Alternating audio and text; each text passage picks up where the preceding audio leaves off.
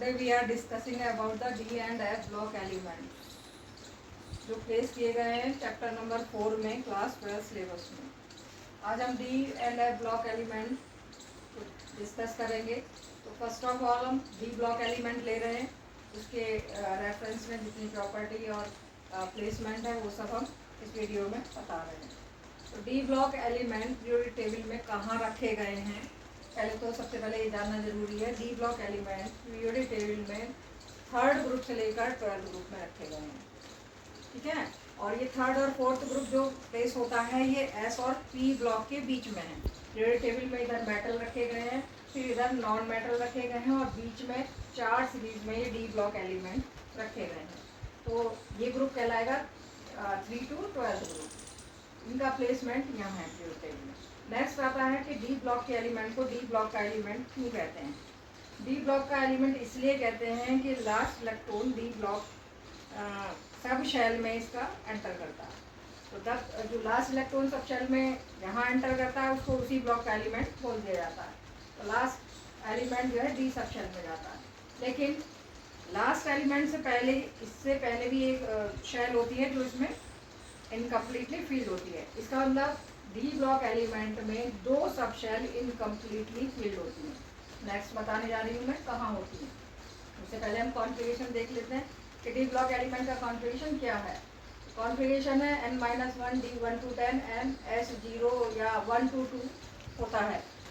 तो इस कॉन्फ़िगरेशन में 2 ऑर्बिटल आप देख रहे हैं, जैसे कि ये दोनों ऑर्बिटल क्या हैं, पार्शियली फील्ड हैं। तो लास्ट इलेक्ट्रॉन जब एंटर करेगा डी ब्लॉक एलिमेंट का तो वो इधर इस वाली शेल में एंटर करता है जिसको हम बोलते हैं पेनल्टीमेट शेल, यानी कि बाहर से अंदर की तरफ। पहले बाहर वाली शेल फिल होती है तब फिर अंदर की शेल फिल होती है। तो इस तरह से इसमें 2 इनकम्प्लीट पार्शियली फील्ड ऑर्बिटल होते हैं डी ब्लॉक एलिमेंट में। नेक्स्ट आता है फिर classification of d block element. इनको 4 सीरीज में डिवाइड किया गया है, 3D 4D 5D and 6D। 3D series में स्कैंडियम 21 से लेकर Zn 30 तक के 10 एलिमेंट रखे गए हैं। इसी तरह 4D सीरीज में वाइनियम 39 से लेकर कैडमियम 48 तक के एलिमेंट रखे गए हैं। और 5D सीरीज में लैंथेनम 57 से लेकर Hg 80 तक के एलिमेंट रखे गए हैं। और 6D सीरीज में एक्टिनियम 89 से लेकर Cn 112 एलिमेंट, यानी 10 एलिमेंट चारों सीरीज में। तो 10 एलिमेंट रखे गए। इस तरह से 40 एलिमेंट हम जो हैं डी ब्लॉक के अंदर पढ़ते हैं। लेकिन अब इधर देखिए 5D सीरीज में एक वर्ड आ रहा है लैंथेनम। अब एफ ब्लॉक एलिमेंट जब पढ़ेंगे तो उसकी 2 सीरीज होती हैं, लैंथेनाइड और एक्टिनाइड। तो ये लैंथेनम 5D सीरीज का और 6D सीरीज का एक्टिनियम, ऐसा लगता है कि ये एफ ब्लॉक एलिमेंट है, जबकि ये डी ब्लॉक एलिमेंट के अंदर रखे गए हैं। तो कई बार क्वेश्चन आ जाता है पेपर में कि लैंथेनम किस ब्लॉक का एलिमेंट है, आप बताएंगे डी ब्लॉक का एलिमेंट। इसी तरह एक्टिनियम बताएंगे 89 डी ब्लॉक का एलिमेंट है, नॉट एफ ब्लॉक एलिमेंट। तो इस तरह क्लासिफिकेशन में 3D सीरीज जो है मोस्ट इंपॉर्टेंट सीरीज है, क्योंकि सारे क्वेश्चन डी ब्लॉक एलिमेंट की इसी सीरीज से लेकर आते हैं। तो स्कैंडियम 21 से लेकर Zn 30 तक के एलिमेंट लर्न होना भी जरूरी है। स्कैंडियम 21 से Zn 30 की सीरीज आपको ऑलरेडी लर्न रहती है 11th क्लास से ही। तो 21 से Zn 30 के बीच में जो एलिमेंट रखे गए हैं उन्हीं को लेकर सारी प्रॉपर्टीज़ और जो भी क्वेश्चंस बनते हैं वो इस डी ब्लॉक एलिमेंट में आते हैं। तो सीरीज के बाद सीरीज इतना इम्पॉर्टेंट नहीं है कि प्लेसमेंट आ जाता है कि कहाँ कौन सा एलिमेंट रखा गया है सीरीज में, इससे ज़्यादा कुछ नहीं है। नेक्स्ट आती है properties of d block element. तो properties of d block element most important topic of this chapter, क्योंकि सारे क्वेश्चन NCERT के इन्हीं से रिलेटेड है। तो इसमें इतना डिटेल में जाने की ज़रूरत नहीं है। पॉइंट टू पॉइंट अगर आप उस प्रॉपर्टी को पढ़ लेते हैं तो आपको ये सारे के सारे क्वेश्चन के आंसर आसानी से मिल जाते हैं। जैसे हम एटॉमिक एंड आयनिक रेडियाई से स्टार्ट करते हैं। तो atomic and ionic radii comparatively S block element से इनके कम होते हैं और पी ब्लॉक से कम होते हैं और एस से ज़्यादा होते हैं, क्योंकि ये मिडिल में रखे गए हैं एस और पी के दोनों के बीच में। एटॉमिक और आयनिक रेडियाई का जो कनेक्शन है वो क्या है कि जैसे सीरीज है 3D की स्कैंडियम से 21 से Zn 30, तो स्कैंडियम 21 से 21, 22, 23, 24 और 5 तक तो ये डिक्रीज करेगा रेडियाई, और उसके बाद ये इंक्रीज करता है, यानी कि रेगुलरिटी इस चैप्टर में नज़र आती है हर प्रॉपर्टी में। वजह क्या है? क्योंकि इससे 2 सब शेल पार्शियली फील्ड हैं। यही इस चैप्टर का लर्निंग आउटकम भी है कि पार्शियली फील्ड होने की वजह से ही प्रॉपर्टी पर इफेक्ट पड़ता है। तो एक एक करके प्रॉपर्टी लेते हैं। सबसे इंपॉर्टेंट चीज़ होती है variable oxidation state. Oxidation state आपने ऑलरेडी पढ़ रखा है कि ऑक्सीडेशन स्टेट होता क्या है। ऑक्सीडेशन स्टेट वो होती हैं कि लास्ट के जो वो सब शेल आपके इनकम्प्लीट होते हैं, वही इलेक्ट्रोड जो है रिएक्शन में पार्टिसिपेट करते हैं। अगर इसके 2 सब शेल जो है इनकम्प्लीट हैं तो इन दोनों सब शेल से ही जो इलेक्ट्रॉन होंगे वो रिएक्शन में पार्टिसिपेट करते हैं। तो उसी के अकॉर्डिंग जो है ऑक्सीडेशन स्टेट बनकर आती है। इसलिए इसमें एक ऑक्सीडेशन स्टेट ना होगी, वेरिएबल होती है, क्योंकि 2 सब शेल जो है पार्टिसिपेट कर रहे हैं रिएक्शन में। तो किसी किसी की जैसे मैंगनीज की ऑक्सीडेशन स्टेट 1 2 3 4 5 मैक्सिमम 5 दिखा रखी है। लेकिन एक नया एलिमेंट और डिस्कवर हो गया है जिसकी ऑक्सीडेशन स्टेट प्लस की 8 है, ऑस्मियम उसका नाम है। ठीक है, प्लस 1 2 3 4 5 6 7 तक जो है पहले से ही हमारे इसमें थी 7 ऑक्सीडेशन स्टेट हाईएस्ट मैग्नीज की होती है।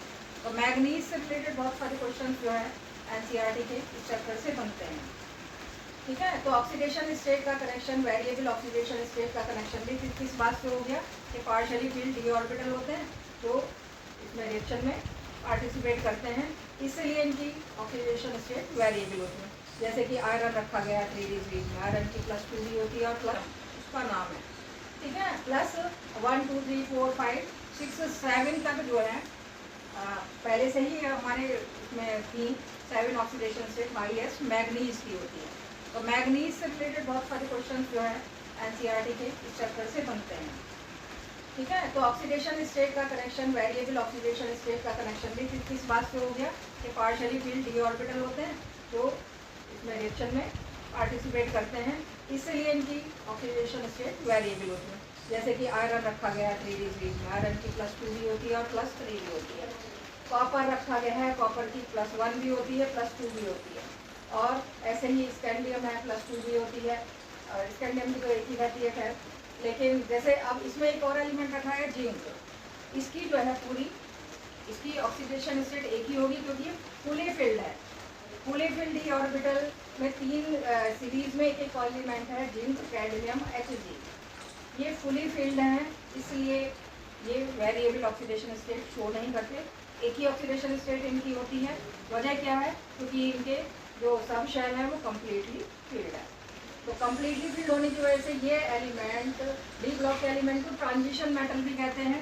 ट्रांजिशन का मीनिंग है कि ये जो है अपने ही ऑर्बिटल में एक्साइटेड स्टेट में इधर से उधर जा सकते हैं, जंप कर सकते हैं। लेकिन ये एलिमेंट 3 जो है जिंक, कैडमियम, मरकरी, क्योंकि ये फुली फिल्ड ऑर्बिटल रखते हैं तो ये जो है जंप नहीं कर सकते, तो ये ट्रांजिशन मेटल की सीरीज में नहीं रखते। बाकी और सारे एलिमेंट जो हैं वो डी ब्लॉक के एलिमेंट को ट्रांजिशन मेटल कहते हैं। ट्रांजिशन का मतलब ये है कि कुछ बुक में रखा है एस और पी के बीच रखे गए, एस और पी से रिजेंबल रहता है इनकी प्रॉपर्टी का, नहीं। इनकी वजह यह है कि 2 सब शेल में एक्साइटेड स्टेट में और जा सकते हैं, इसलिए इनको डी ब्लॉक के एलिमेंट को ट्रांजिशन मेटल कहा गया है। बट जिंक, कैडमियम और mercury they are not transition metal. Next property आती है हायर मेल्टिंग पॉइंट। इनके मेल्टिंग पॉइंट और मेटल के कंपेरिजन में, जैसे एस ब्लॉक एलिमेंट होता है, उनके कंपेरिजन में बहुत ज़्यादा हाई होते हैं। तो ऐसा क्या है कि इनके मेल्टिंग पॉइंट हाई हैं? ये हार्ड मेटल होते हैं।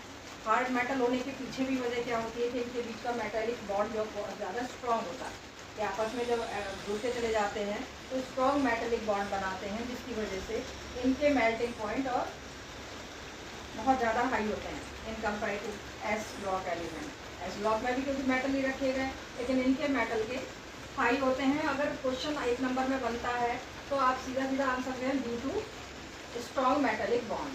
तो इसलिए जो है मेन पॉइंट को आपको पकड़ना है और लिखना है कि वेरिएबल ऑक्सीडेशन स्टेट किससे रिलेटेड हो गई? 2 एम्प्टी या 2 पार्शियली फिल्ड डी ऑर्बिटल से। इसी तरह मेल्टिंग पॉइंट किससे रिलेट हो गए? स्ट्रॉन्ग मेटेलिक बॉन्ड से। इसके अलावा कुछ और प्रॉपर्टी हैं। नेक्स्ट प्रॉपर्टी आती है डी ब्लॉक एलिमेंट में जो काउंट होती है इलेक्ट्रोड पोटेंशियल। इलेक्ट्रोड पोटेंशियल आपने प्रीवियस चैप्टर में पढ़ा है कि क्या होता है। इलेक्ट्रोड पोटेंशियल एक सीरीज है इलेक्ट्रोड पोटेंशियल की मेटल के लिए, तो इस चैप्टर पर भी अप्लाई होगी। पहले तो ये जान लेते हैं इलेक्ट्रोड पोटेंशियल क्या है। इलेक्ट्रोड पोटेंशियल एक इक्विलिब्रियम स्टेट है सॉल्यूशन एंड आयन के बीच में। तो जो पोटेंशियल क्रिएट होता है that is called electrode potential. ये आप लोगों ने पहले ही पढ़ रखा है। इसका कनेक्शन डी ब्लॉक मेटल से कैसे होता है, क्योंकि इलेक्ट्रोड पोटेंशियल जो डी ब्लॉक एलिमेंट का है बहुत मतलब रिडक्शन पोटेंशियल बहुत कम होता है। जैसे मेटल में एस ब्लॉक के मेटल है, जिंक है, आपने निकल पढ़ा है, इनका इलेक्ट्रोड पोटेंशियल डी ब्लॉक के मेटल के कंपैरिजन में बहुत ज़्यादा होता है, लेकिन डी ब्लॉक के एलिमेंट का रिडक्शन पोटेंशियल बहुत कम होता है। अब इसके पीछे कौन कौन से फैक्टर काम करते हैं, क्योंकि इससे रिलेटेड बहुत क्वेश्चन एनसीईआरटी में आते हैं।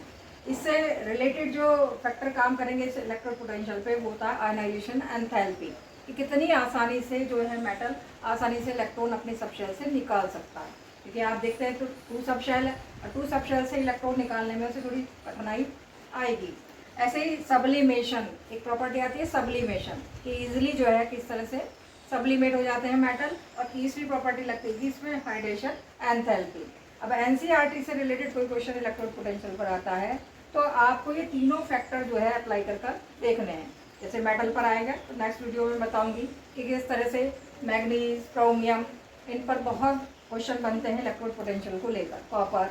तो इसके लिए आपको 3 ही चीज़ें लर्न करनी है। आयनाइजेशन एंथैल्पी के रेफरेंस में उसको एक्सप्लेन करना है, सब्लिमेशन के रेफरेंस में, एंड देन हाइड्रेशन एंथैल्पी। क्या आप ऑलरेडी पढ़ चुके हो हाइड्रेशन एंथैल्पी क्या होती, ठीक है। तो क्वेश्चन जो है नेक्स्ट वीडियो में होगा।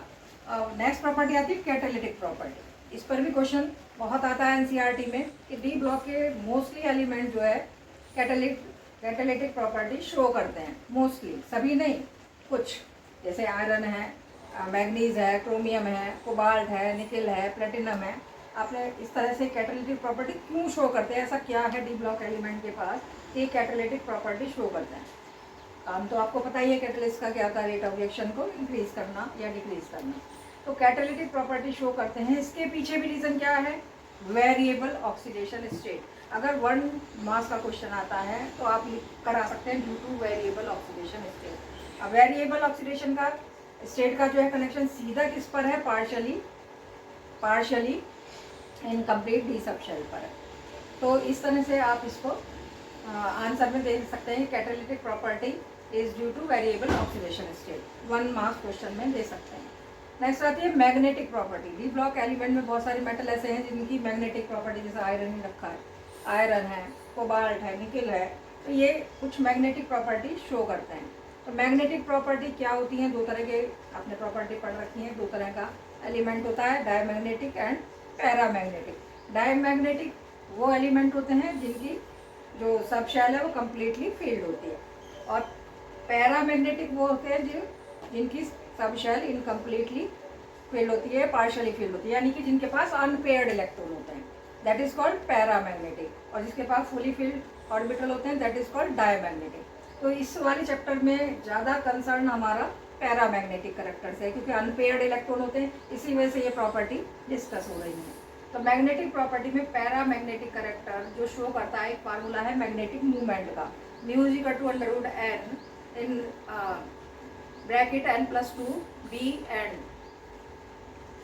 मैग्नेटन, बोडामास मैग्नेटन के नाम से, बोर मैग्नेटन के नाम से इसे जानते हैं, ये यूनिट है। तो हम इससे कैलकुलेट कर लेते हैं पैरामैग्नेटिक कैरेक्टर कि कौन कितना पैरामैग्नेटिक है। वो डिपेंड कर रहा है अनपेयर्ड इलेक्ट्रॉन पे। यहाँ n is equal to unpaired electron, तो अनपेयर्ड इलेक्ट्रॉन यहाँ फिल करके हम इसकी म्यू की वैल्यू निकाल लेते हैं। तो कभी कभी इस पर भी एक छोटा सा क्वेश्चन आ जाता है कि मैग्नेटिक प्रॉपर्टी इसमें कितना है, कितना इसका बोर मैग्नेटन आ रहा है, तो उसको हम इस फार्मूले से डिस्कस कर लेते हैं। नेक्स्ट आता है complex formation. D block element में टेंडेंसी रहती है, क्योंकि अनपेयर्ड इलेक्ट्रॉन है, पार्शियली इन 2 सब शेल है, तो इनके पास इलेक्ट्रॉन लेने की एबिलिटी बहुत ज़्यादा है। तो ये क्या करते हैं, कुछ ऐसे एलिमेंट जो डोनर एलिमेंट होते हैं जिनके पास इलेक्ट्रॉन एक्स्ट्रा में स्पेयर में होते हैं, उनसे इलेक्ट्रॉन दान में ले लेते हैं। वो अगला चैप्टर में डिस्कस करेंगे कोऑर्डिनेशन कंपाउंड, यानी कोऑर्डिनेट कंपाउंड जब बनते हैं तो वो किसके थ्रू बनते हैं, D block element. D block element के 2 सबशेल इन कम्प्लीटली फील्ड हैं, तो उनके अंदर ये टेंडेंसी रहती है कि लिगेंड से इलेक्ट्रॉन को वो डोनेट कर सकें। और ऐसा करके ये क्या बना लेते हैं, कॉम्प्लेक्स फॉर्मेशन। अब इसके लिए क्या ज़रूरी है कि इनके ऊपर जो आयन होते हैं उनके ऊपर चार्ज बहुत ज़्यादा होता है। और अगर रीजन में आ जाए कॉम्प्लेक्स फॉर्मेशन क्यों करते हैं, तो आप 2 ही पॉइंट लिख सकते हैं, high charge on ion and transition metal and partially field D orbital. तो आप इससे अपने आंसर को कंप्लीट करके आ सकते हैं। लेकिन अगर एक्सप्लेन करना है तो पूरा बताना पड़ेगा कैसे जो है डी ब्लॉक एलिमेंट लिगेंड से इलेक्ट्रॉन को लेता है। नेक्स्ट आता है formation of coloured ion. Very important question of this chapter, क्योंकि फॉर्मेशन ऑफ कलर्ड आयन पर बहुत क्वेश्चन बने हुए हैं एनसीईआरटी के। लेकिन रीज़न क्या है, रीज़न फिर वही partially filled to D subshell है। पार्शियली फील्ड होने की वजह से क्या है, डी सबशेल में इलेक्ट्रॉन होते हैं तो वो एक ऑर्बिटल से दूसरे ऑर्बिटल में आराम से ट्रांजिशन स्टेट में चले जाते हैं। तो इसलिए इसका रीज़न, मेन रीज़न तो यही है, डी ट्रांजिशन। और वैसे तो पूरा एक्सप्लेन करना है तो ये कैसे फॉर्मेशन होता है, कैसे जो है एलिमेंट जो इसके अंदर अनपेयर्ड इलेक्ट्रॉन होते हैं वो एब्जॉर्ब कर लेते हैं विजिबल रीजन से लाइट को, एंड देन फिर स्कैटर्ड कर देते हैं अपनी कॉम्प्लीमेंट्री लाइट में। तो वैसे ही कलर का आयन आपको नज़र आने लगता है। तो थ्योरी अगर एक्सप्लेन करने के लिए आती है तो आप इस तरह से एक्सप्लेन करेंगे, अदरवाइज आप ये कह सकते हैं कि formation of coloured ion is due to D transition. तो ये कुछ प्रॉपर्टी थी डी ब्लॉक एलिमेंट की जो मैंने इस वीडियो में डिस्कस की। नेक्स्ट वीडियो में एफ ब्लॉक एलिमेंट हम डिस्कस करेंगे।